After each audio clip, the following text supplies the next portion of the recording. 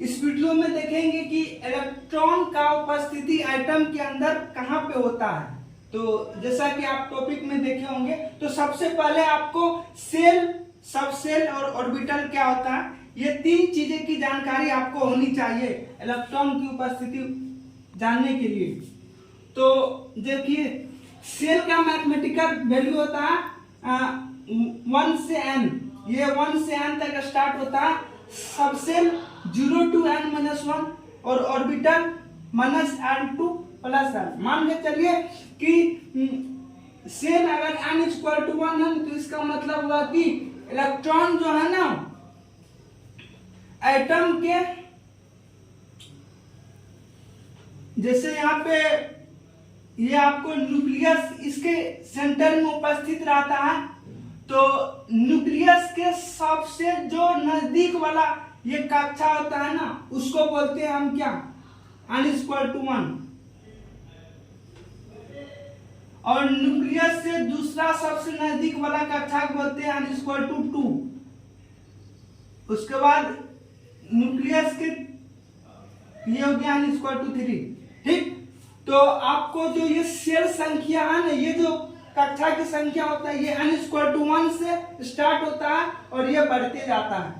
ठीक ना, तो इसीलिए इसका मैथमेटिकल वैल्यू दिया गया है 1 to n। और जो सबसेल होता है ना 0 to n-1, और जो ऑर्बिटल होता है -l to +l होता है। तो मान के चलिए अगर आपको n = 1 है, तो मतलब n = 1 का मतलब हुआ कि इलेक्ट्रॉन जो एटम के अंदर है ना, न्यूक्लियस के सबसे नजदीक वाला सेल में उपस्थित है यहाँ पे।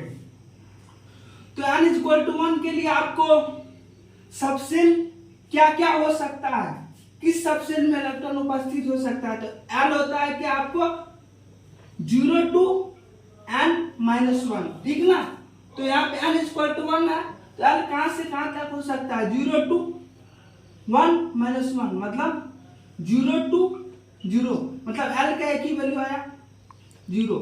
जब l = 0 होगा तो इसका नाम होता है s सबसेल। ठीक, तो आपको सबसेल पता चल गया कि l = 0, तो आप पता कीजिएगा कि कौन सी ऑर्बिटल में इलेक्ट्रॉन है। तो उसके लिए फॉर्मूला है कि आपको ऑर्बिटल अगर निकालना है ना, तो ऑर्बिटल को आप मैथमेटिक्स फॉर्मूला से निकाल सकते हैं -l to +l। l का मान आपको 0 है, तो -0 to +0, तो 0 हो गया ना। तो मतलब n = 1 में l = 0, l का एक ही मान आया = 0, तो उसको हम s सबसेल बोलते हैं। और l = 0 के करस्पॉन्डिंग जो आपको ऑर्बिटल आता है -l to +l, तो -0 से +0, तो 0 एक ही आया है। तो उस ऑर्बिटल को आप, मतलब l का संख्या 1 आया, तो यहाँ पे एक डब्बा बना दीजिए। ठीक है, आप नेक्स्ट देखते हैं 0। अब देखिए, अगर आपका इलेक्ट्रॉन जो है ना n = मतलब सेल संख्या 2 में अगर प्रेजेंट रहेगा, तो कौन सा सबसेल और कौन सा ऑर्बिटल में उपस्थित रहेगा, वो कैसे निकालेंगे। तो मान के चलिए कि जो कक्षा संख्या n = 2 में इलेक्ट्रॉन आपका उपस्थित है, तो n = 2 में, तो आप उसका सेल देखना चाहते हैं कि सबसेल कौन सा सबसेल में रहता है। तो इसका फॉर्मूला क्या है, 0 to n-1। तो 0 to n का मान कितना है, 2 तो कितना हो गया 0 to 1, तो मतलब 0 to 1, 0 से 1 कितना नंबर आ रहा है, एक 0 आ रहा है, एक 1 आ रहा है। मतलब n = 2 के करस्पॉन्डिंग जो सबसेल का जो नाम आ रहा है ना, एक 0 आ रहा है, एक 1 आ रहा है, तो मतलब इसके करस्पॉन्डिंग l = 0 और l = 1 आया। तो l = 0 जब भी होगा तो हम इसको बोलेंगे s सबसेल, और l = 1 को बोलेंगे p सबसेल। मतलब आपको अगर n = 2, अगर आपको कक्षा संख्या 2 मालूम है, तो वहां पे इलेक्ट्रॉन का जो प्रोबेबिलिटी फाइंडिंग होगा ना, वह 2 सेल में उपस्थित रह सकता है, s सबसेल और p सबसेल में उपस्थित रह सकता है। तो यहाँ पे बोलेंगे कि सर कौन सा ऑर्बिटल में उपस्थित रहेगा, उसको कैसे निकालेंगे। तो उसको निकालने के लिए आपको एक मैथमेटिकल फॉर्मूला है ना, कि ऑर्बिटल निकालने के लिए आपको एक फॉर्मूला होता है -L2 + L। तो आपको उसको ऑर्बिटल कैसे निकालोगे, तो बोलेंगे सर n=2 के करस्पॉन्डिंग आपको दो वैल्यू आया, एक L=0 एक L=1 आया। लिखो, एक L=0 आया और L= कितना आया, 1 आया। ये हो गया S सबसेल, ये हो गया P सबसेल। तो इसके करस्पॉन्डिंग क्या आएगा, -L2 + L -0 to 0। मतलब यहाँ पे जो m का मान आया -0 to 0 0 ही आया ना। तो इस L के करस्पॉन्डिंग जो आपका ऑर्बिटल आएगा ना, वो एक ही ऑर्बिटल आएगा m=0। ठीक, अब यहाँ पे L=1, तो L=1 है, तो उसको क्या बोलते हैं, उसको p सबसेल बोलते हैं ना। तो उसको p सबसेल बोलते हैं। तो यहाँ पे आपको अगर ऑर्बिटल निकालना होगा तो यहाँ पे फॉर्मूला लगाना -m2 + m। तो मतलब सॉरी -L2 + L -1 to 1। मतलब L=1, p के करस्पॉन्डिंग कितनी ऑर्बिटल है, -1 to 1। इसके बीच में कितना संख्या, -1 है, उसके बाद 0 आएगा, उसके बाद 1 आएगा। तो मतलब L=1 को p सबसेल बोलते हैं। और p सबसेल के करस्पॉन्डिंग आपको m का 3 वैल्यू आता है, -1, 0 और 1। तो p के करस्पॉन्डिंग आपको यहाँ पे 3 ऑर्बिटल मिल रहा है। तो यहाँ पे 3 डब्बा आप बना दो।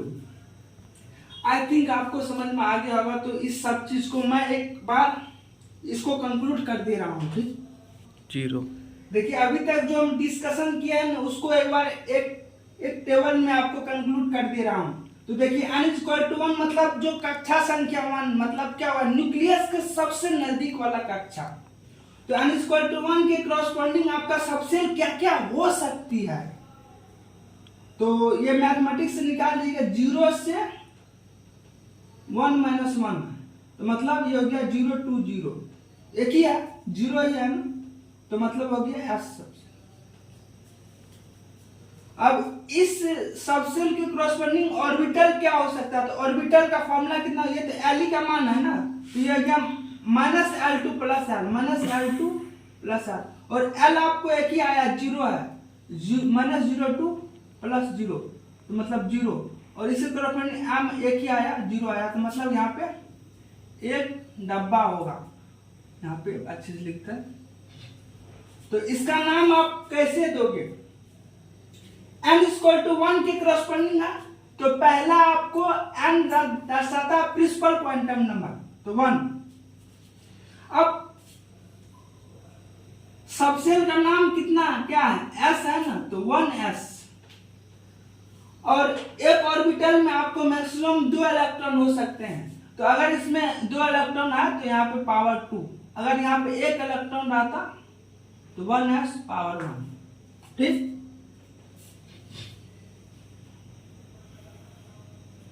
यहाँ पे n=2, तो n=2 के करस्पॉन्डिंग देखो आपको सबसेल क्या क्या हो सकता है। तो सबसेल का जो वैल्यू होता है 0 to n-1, तो क्या हो गया, 0 to n का मान कितना है, 2 - 1, तो 0 to 1।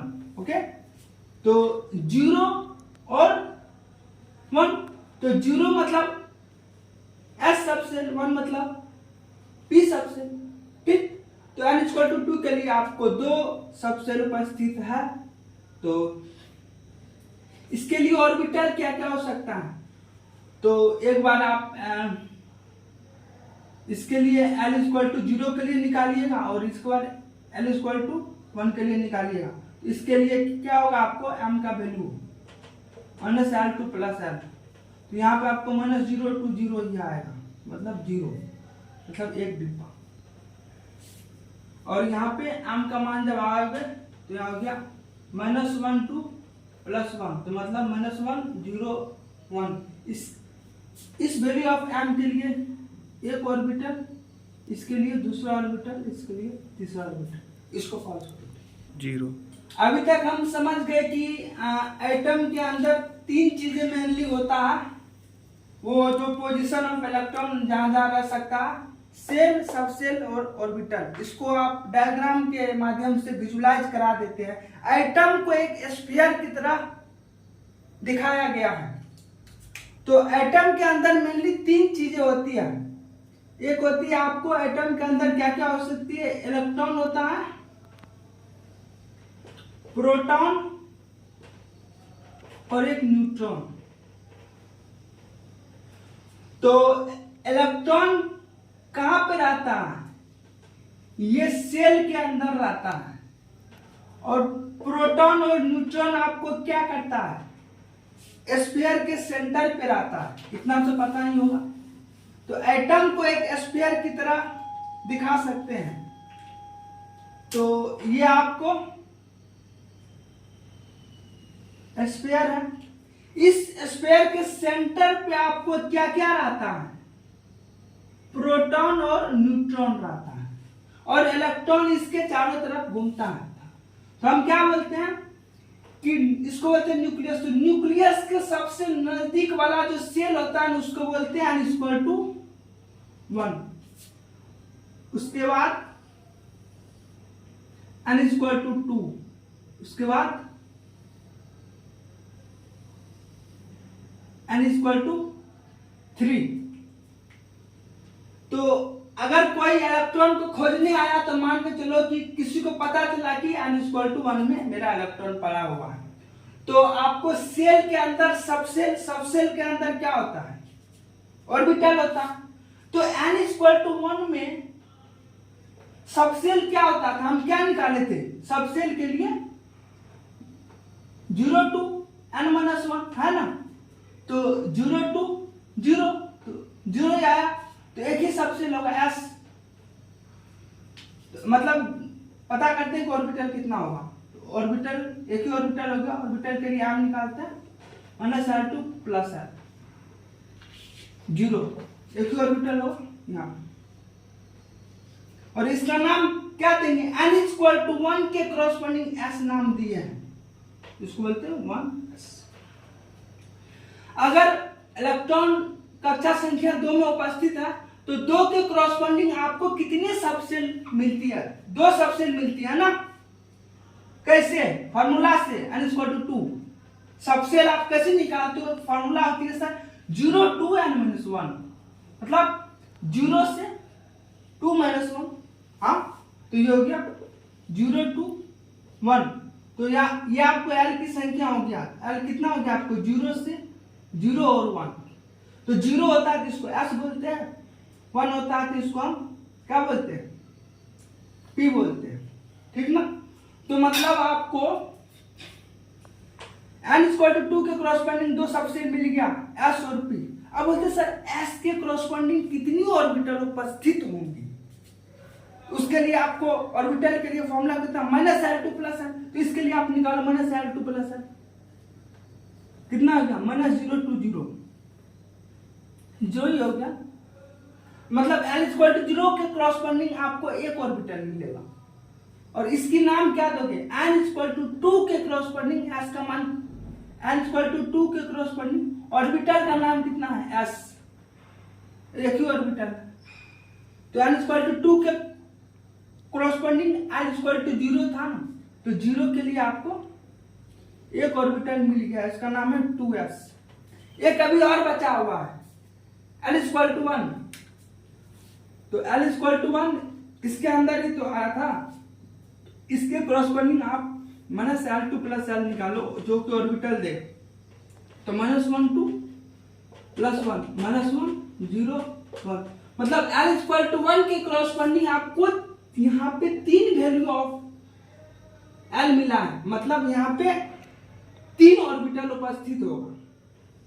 तो आप 3 ऑर्बिटल ऐसे बना देंगे, बना दिया। इसका नाम कैसे रखोगे, सर ये आप n=2 के लिए निकाले हैं, तो 2 नाम क्या होता है, l=1 पे इसका नाम होता है p, तो 2p।